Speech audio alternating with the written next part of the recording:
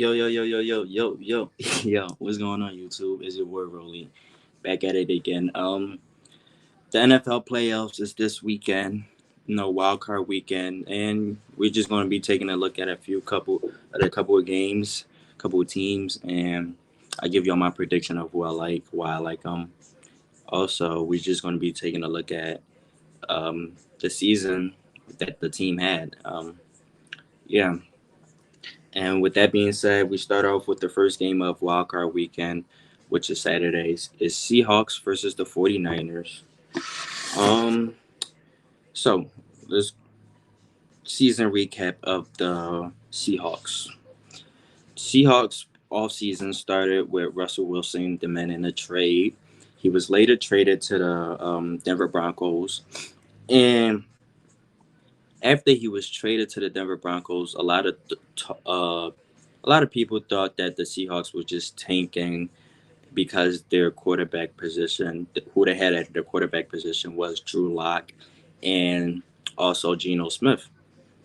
So everybody thought that Seahawks was going to be tanking or either a top five draft pick projected. That was the beginning of the season, the preseason. On the other hand, for the 49ers, their offseason, they thought they was was ready to start their franchise quarterback with Trey Lance. That they was looking to trade Jimmy G.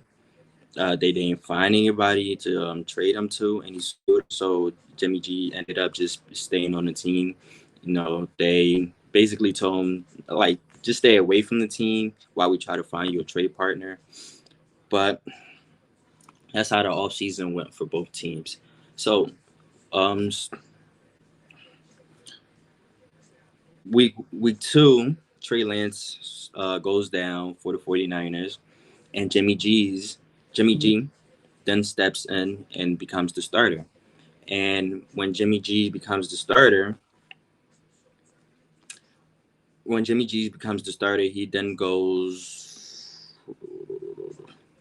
he becomes the starter until week 13, and he played pretty decent in that time. With he ended the year, his year stats end of the year. Jimmy G ended the year with 2,437 passing yards, 16 touchdowns to 4 interceptions, which is not bad, but it's nothing spectacular. Um, while Geno Smith had a remarkable season. Everybody that thought his career was done, he proved everybody wrong this season. Basically, he had a career year with 4,282 passing yards, with 31 passing touchdowns and 11 interception, which is not bad. That play had him in, I want to say, comeback player of the year or most improved player of the year nominee. But as the season went on, he came back to earth, came back to normal. But Geno started the season off hot. He was in MVP contentions for a little bit, first half of the season. He also, many say he resurrected his career. We have yet to see. I'm not going to say that off of one season, but based off of the expectation and how he performed, I would say he exceeded expectation, and Gino played exceptional for what was the expectation going into the season, being that it was the expectation that anybody had for them for the Seahawks was them having a high draft pick. They ended up making the playoffs. So Gino had a good season, and the Seahawks had a good season. Now, with that being said, the 49, I mean, hold on. Let me also, while I'm talking about the Seahawks season and the great players. They also had a great draft class with Kenneth Walker and Tyreek Woolen also at cornerback, but they had a good draft, and they also drafted Kobe Bryant, um, cornerback out of Cincinnati. Overall, this Seahawks impressed. They had a great draft. They had a good season, and hopefully they could build off of it. 49ers, on the other hand, 49ers was, um, always Super Bowl favorite team to begin the season, and right now, um, even with Trey Lance going down and Jimmy G going down, they still been Super Bowl favorites.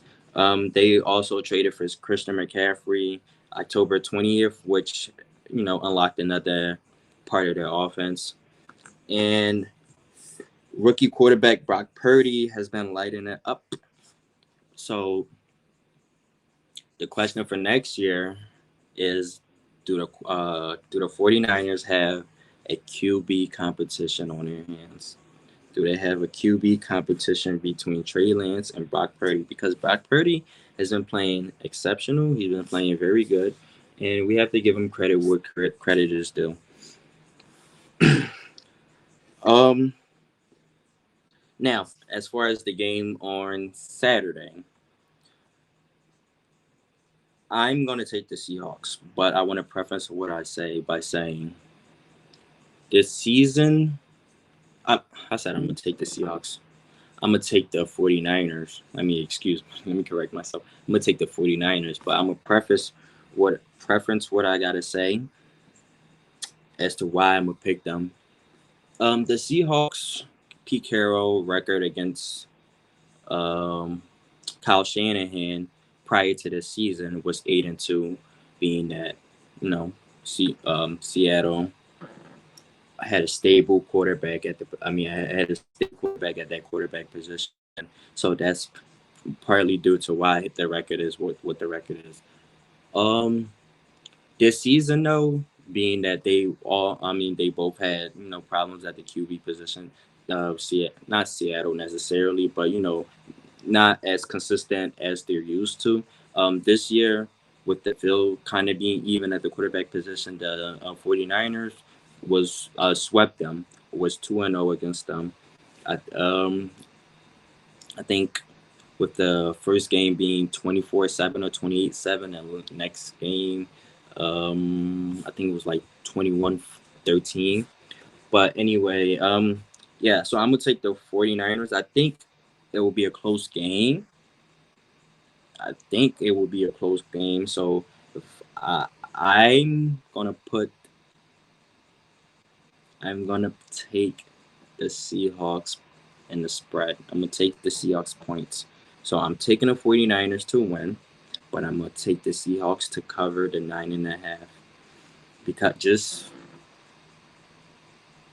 just because you're playing a division team for the third time in the season, I think it won't be such a blowout. I mean, it has the making of being a blowout, but I'm gonna just give the Seahawks some respect and just hope that is a good game.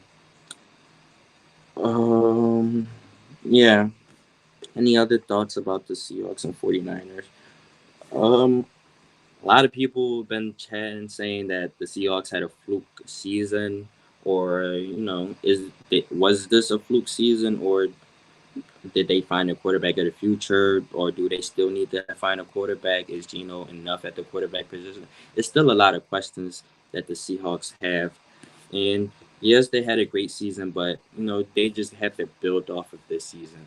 You have to enjoy the success, whether you win or lose on Saturday.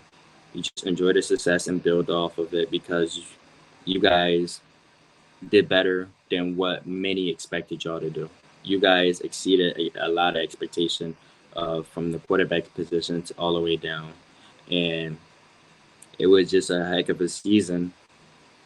The question still has to be: are they convinced that Geno Smith is their quarterback for the future, or Geno Smith is their franchise quarterback for how long?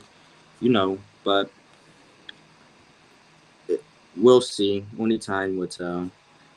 As far as the 49ers, I actually have them making it to the Super Bowl. They are my Super Bowl pick to come out the NFC East because I just think they have the better overall team. So, yeah. Next game on Saturday is the Chargers and Jags. Now, Chargers and Jags. This game, I think it will be probably the best game of the weekend. It should be the most competitive game of the weekend because I think the two teams are fairly even. Fairly even. It should be a relatively competitive game. What I will say, the Chargers, though their off season goal, I mean the preseason goal was to make the playoffs. Yes, they made the playoffs, but I'm not really impressed. If you get me, I'm not really impressed because the Chargers added J.C. Jackson to beef up their defense, along with Khalil Mack. They added a lot of pieces. What's his name? Gerald Everett, and it's kind of like, I mean, they won 10 games, made the playoff, so you can't really say the same team as last year. But I'll just say the Chargers. I'm not impressed. I'm not impressed. The Jags, on the other hand, I'm very impressed because before the season, I didn't have them winning the division. I had the Titans winning the division, but I did think Doug Peterson was going to improve, and I think that was the expectation for the Jags going into the season, is just to improve on last year and basically compete and be a more competitive team. And if that was their goal, I think Doug Peterson accomplished that. They started off the season 2-8, and I'm pretty sure no team have ever made the playoffs going 2-8, yet alone win the division. Starting off the season 2-8, but they did ended up winning their division against the Tennessee Titans, which came down to week 18. Um, the Jags, Trevor Lawrence improved a lot. I mean, I expected that because going from Urban Meyer to Doug Peterson, which is an NFL Super Bowl winning coach, compared to a career college guy, I thought that was going to be a heavy improvement on him. And just, Doug Peterson is more like an NFL coach, provide the NFL environment for, a young quarterback to thrive and get better at, unlike under Urban Myers. Um, so with that being said, the Chargers and Jags actually played earlier this season, which the Jags ended up winning 38-10. Now, I don't know how Justin Herbert and the Chargers are favorite in this game, being that the game is being played in Jacksonville. The Jags beat them earlier this season. Um, I'm pretty sure the Chargers have key injuries on. I mean, not injuries, but week 18, a couple of the guys left the game with injuries. Nick Bosa and I mean Joey Bosa and who's their wide receiver? Mike Williams left the game early, and I'm not really seeing why the Chargers are favored. But hey, if you're looking for a lock, I'll take the Jags +2 just because I think they have the better coach. Just because they have the better coach. That's why I think this game going to come down to coaching, situation football, and I think that Peterson is the better situation coach than Bradley Staley.